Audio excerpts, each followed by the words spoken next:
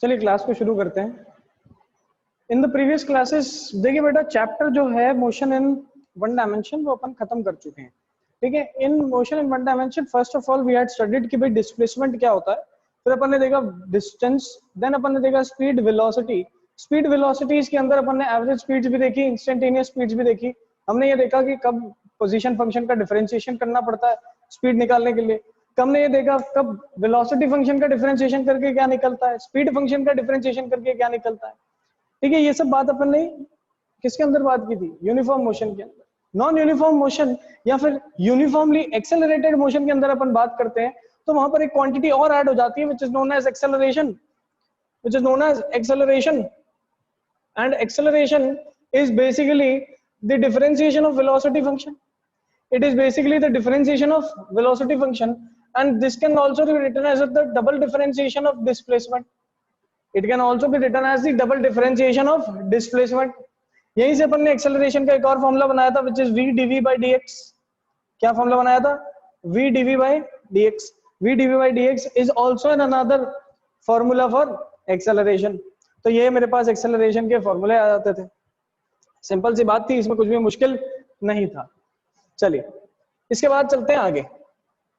इसके बाद अपन ने बात की थी एक्सेलरेशन बेसिकली निकाला कैसे जाएगा, पोजीशन का डिफरेंशिएशन वेलोसिटी, वेलोसिटी का डिफरेंशिएशन एक्सेलरेशन, एक्सेलरेशन का इंटीग्रेशन करोगे तो वापस से वेलोसिटी मिलेगा, और वेलोसिटी का इंटीग्रेशन मिलोगे करोगे तो वापस से मेरे को पोजीशंस मिलने लग जाएंगे, डिस्प्लेसमेंट्स पता लगने लग जाएंगे। तो ये सारी बात अपन ने की थी in the first part of this chapter. Then in the second part of this chapter we are doing so many questions. So आपको मैं 3 शीट्स प्रोवाइड कर चुका हूं। 3 शीट्स के बाद अपने पास अभी 2 दिन की छुट्टी भी थी। 2 दिन की छुट्टी के बाद अपन वापस आए हैं and I have given you the homework that आप शीट सॉल्व करेंगे एंड एनसीईआरटी के क्वेश्चंस को सॉल्व करने की कोशिश करेंगे। तो कितने बच्चों ने ईमानदारी से इसको सॉल्व किया है, फटाफट हैंड रेज करके बताना एक बार, ताकि मुझे पता चले कितने बच्चे ऐसे हैं। Raise your hands. See students, what will happen, मैं आपको एक चीज बता रहा हूं, दिस ईयर स्कूल खुलने के चांसेस तो कम है, बट एग्जाम उसी टाइम पे होने के चांसेस 100% है। ठीक है, आप किसी भी कोचिंग में पढ़ो, आप किसी भी जगह पे पढ़ो, they will not focus on your NCERT and your NEET examination, your JEE examination is basically dependent on your NCERT. अगर आपने एनसीईआरटी नहीं की तो आपकी तैयारी व्यर्थ है, व्यर्थ है।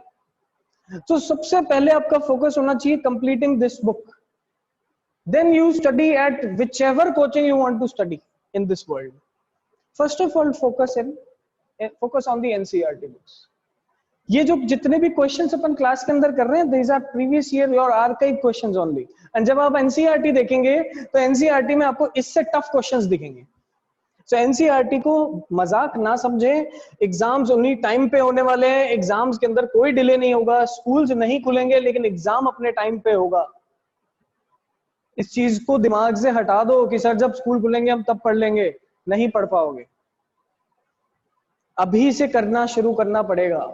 और 5-6 स्टूडेंट्स इट्स वेरी गुड। मैं देख रहा हूँ 6-7-8 स्टूडेंट्स हैं इस क्लास के अंदर जो बहुत अच्छे से तैयारी करते हैं, they are doing very good in the class. ठीक है, but rest you have to try and fail. But अगर आप कोशिश ही नहीं करोगे ना तो आपको पता ही नहीं चलेगा कि आप कहाँ स्टैंड करते हो, और अगर आपको पता ही नहीं चला कि वेयर डू यू स्टैंड तो आप कभी इंप्रूव भी नहीं कर सकते। चलिए, तो Tuesday we will discuss sheet number 1 and 2. Wednesday we will discuss NCERT questions, and Friday we will discuss sheet number 3 and 4.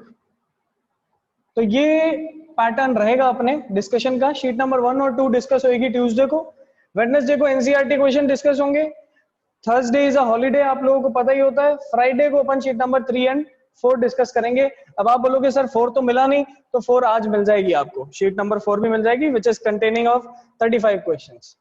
चलिए, तो आज ये तो अपन ने देख लिया। नाउ अपने सामने एक क्वेश्चन दिख रहा है। क्वेश्चन क्या कह रहा है? A bullet loses half of its energy when it penetrates 3 centimeter into a wooden log.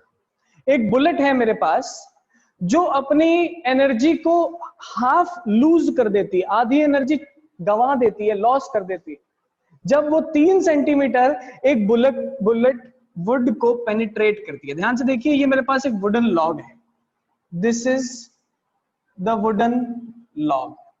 इसको थोड़ा बड़ा बनाते हैं, क्वेश्चन को समझना बहुत ज्यादा जरूरी है, ध्यान से देखिए।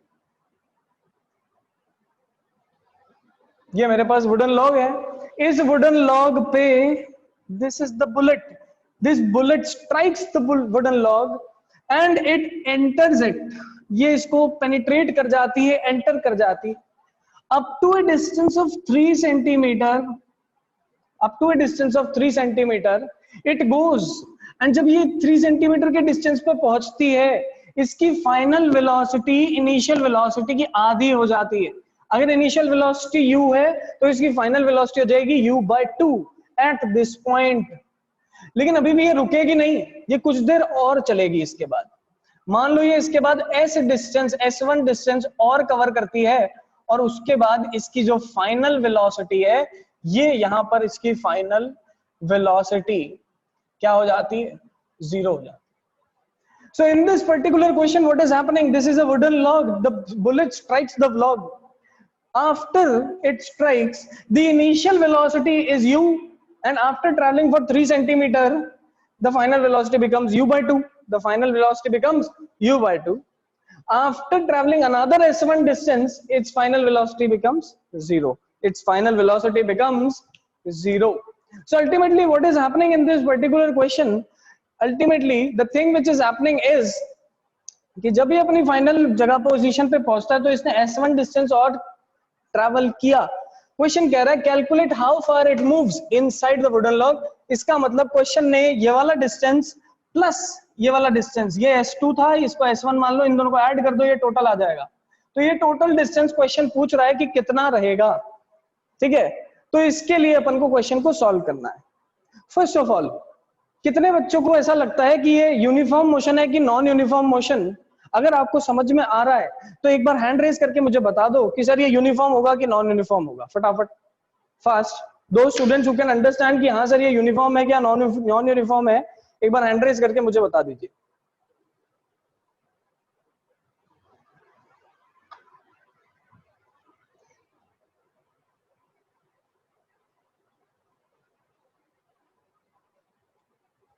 यस आंचल, बताओ आंचल। अच्छा मुझे ये हैंड रेज करके बताइए कि क्या ये नॉन यूनिफॉर्म है, सबको समझ में आया कि नहीं आया? फटाफट बता दो यार, जल्दी जल्दी बता दो यार, जल्दी। चलो यहां तक तो मुझे भी आ गया समझ में कि हाँ सर ये नॉन यूनिफॉर्म है। चलिए अब इसके बाद देख लेते हैं, इसके बाद देखते हैं। समझना तो इसके बाद जरूरी है, यहां तक तो चलो आसान था।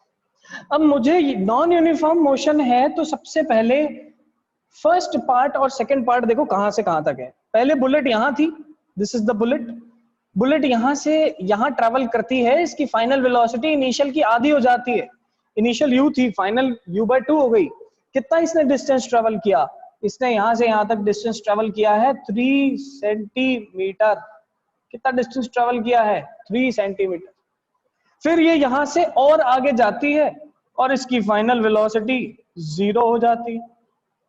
सो अपन इसको s1 मान लेते हैं, ये s1 मान लिया। अब ध्यान से देखो, मेरे को पता है a से b के बीच में डिस्टेंस कितना है, 3 सेंटीमीटर। b से c के बीच में डिस्टेंस अगर निकाल लूंगा s1, तो इन दोनों को ऐड कर दूंगा तो टोटल डिस्टेंस निकल आएगा जो ये वुडन लॉग के अंदर चलता है।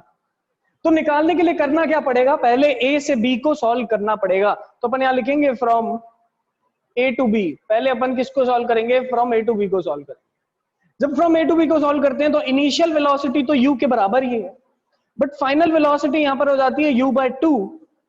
एक्सेलरेशन हमें नहीं पता, हम निकाल लेंगे। डिस्टेंस ट्रेवल्ड हमें पता है 3 सेंटीमीटर। अब ध्यान से देखिए, s2as is equal to v square minus u square. तो यहां से a की वैल्यू क्या निकलेगी? v square minus u square by 2s, और we can say that final velocity है u स्क्वायर बाय 2, u/2 का whole square minus u square divided by 2 into 3 which is 6. तो यहां से मेरे पास आंसर क्या आएगा? What will be the answer? This will be minus 3u square by 4 divided by 2 into 3. ठीक है, and the value of acceleration comes out to be minus 3u square by 8.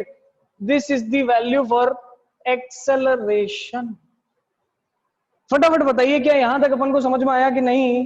Hand raise कर दो एक बार कि कैसे मैंने यहां पर ए बी पार्ट से एक्सेलरेशन निकाला. सबको क्लियर हुआ तो एक बार हैंड रेज करके बता दो फास्ट. क्यों मोशन चैप्टर इतना जरूरी है? क्यों मैं एक एक क्वेश्चन पे 15-15 मिनट का टाइम दे देता हूं? इसलिए देता हूं क्योंकि ये जब 12वीं क्लास में दोबारा आएगा तब बहुत दुख होगा कि हमने 11th में नहीं पढ़ा. इसीलिए अभी पढ़ लो, अभी पढ़ लो. एक एक क्वेश्चन पे 15-15 मिनट का टाइम इसलिए वेस्ट करता हूं. चलिए फटाफट हैंड रेज करके बताइए भाई. Initial velocity u, final u/2, acceleration नहीं पता था, डिस्टेंस पता था. लिलिया सर डिस्टेंस पता था 3 centimetre. 2as equal to v²-u². फुट की वैल्यू आंसर निकाल दिया a. अब अपन को a तो चाहिए नहीं, मुझे s1 डिस्टेंस चाहिए. क्या करूंगा? वापस से फॉर्मूला लगा देंगे. वापस से लगा दो फॉर्मूला. कौन सा फॉर्मूला? b2c के लिए फॉर्मूला लगा दो.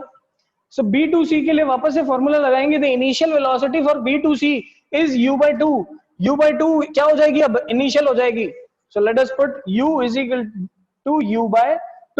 Final velocity is 0. Final velocity is 0. So putting it v equal to 0, we will get acceleration is minus 3u square by 8. We will get s1 is equal to what? कौन बता सकता है? फटाफट वापस से थर्ड इक्वेशन लगाइए और answer निकाल के बताइए.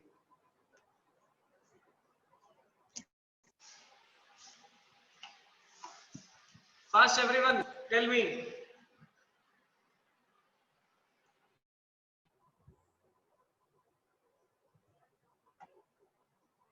Those who can tell me what is the value of S1, please raise hands.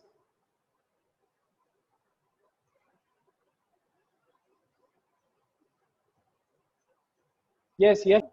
After calculating the acceleration निकालने के बाद हमने वापस से ये इक्वेशन उठा के पुट कर दी. वापस से इक्वेशन उठा के पुट कर दी ताकि मेरे पास दूसरा जो डिस्टेंस है वो कैलकुलेट हो जाए. ये सब करने के लिए सबसे पहले हमने क्या चेक किया कि what is this type of motion is uniform और नॉन यूनिफॉर्म. हमने ये चेक किया कि ये यूनिफॉर्म है कि नॉन यूनिफॉर्म है.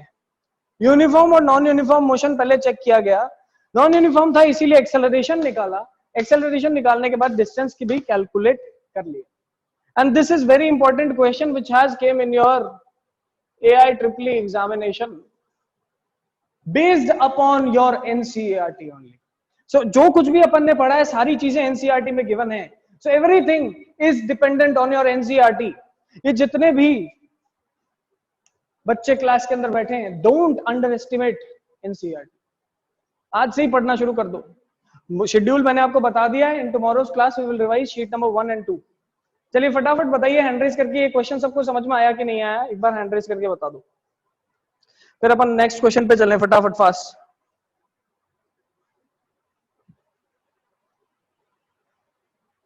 Everyone fast fast. बहुत ही बढ़िया, बहुत बढ़िया, वेरी गुड.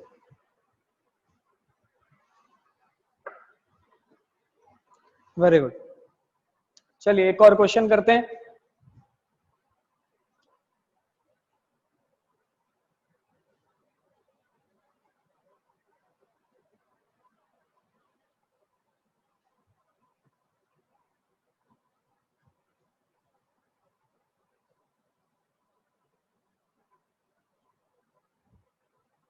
चलिए next question.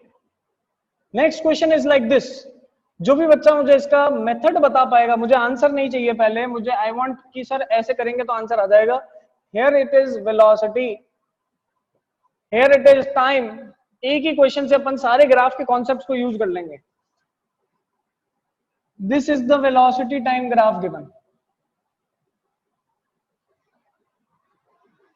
This is the velocity time graph given to us.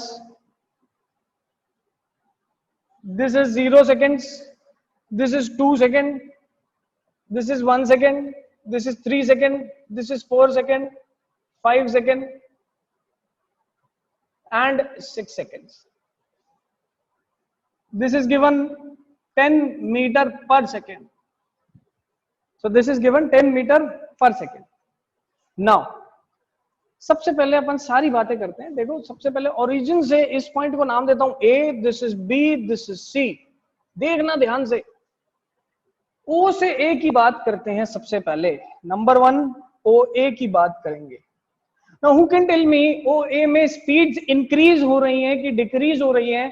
Speeds अगर इंक्रीज हो रही हैं तो एक्सेलरेशन पॉजिटिव है. ऑब्वियसली पॉजिटिव है तो कितना होगा, कैसे कैलकुलेट करेंगे? Who can tell me fast, raise your hands. Yes Divya Singh. O to A. भाई O से A तक के लिए अगर मुझे एक्सेलरेशन की वैल्यू निकालनी है तो मैं ग्राफ का स्लोप कैलकुलेट कर लूंगा.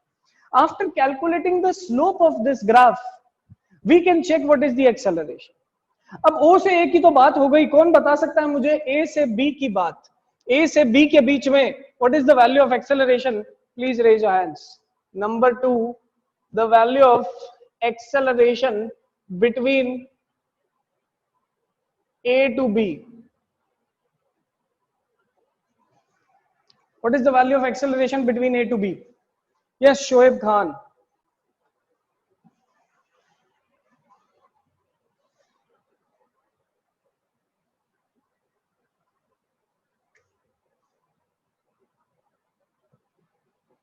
Question number 3. Question number 3 is now calculate for B to C. B to C के लिए acceleration की वैल्यू बता दो. What is the value of acceleration for B to C? A is equal to, yes, फटाफट बताइए. Raise your hands. Yes, now Divya Singh. ठीक है, motion in one dimension के रिगार्डिंग जो भी क्वेश्चन एग्जाम में आ सकता है, बन सकता है, उसको अपन ने डिस्कस कर लिया है क्लास के अंदर. शीट्स 3 आपको प्रोवाइड हो चुकी हैं, चौथी आज आपको मिल जाएगी. चौथी शीट के बाद आपको एनसीईआरटी भी सॉल्व करनी है. ठीक है, एंड उसके बाद एक और शीट में आपको मिसलेनियस प्रोवाइड कर दूंगा. मिसलेनियस क्या होंगे? जिसके अंदर अपन हर टाइप के क्वेश्चन एक एक लिख देंगे, ताकि आप अगर उस शीट को एग्जाम टाइम में रिवाइज करते हैं तो एग्जाम टाइम में उससे बाहर कोई क्वेश्चन निकल के नहीं आएगा. चलिए, अगर आज की क्लास सबको सब कुछ समझ में आई तो एक बार हैंड रेज करके बता दो. आज अपन बस इतना ही पढ़ेंगे.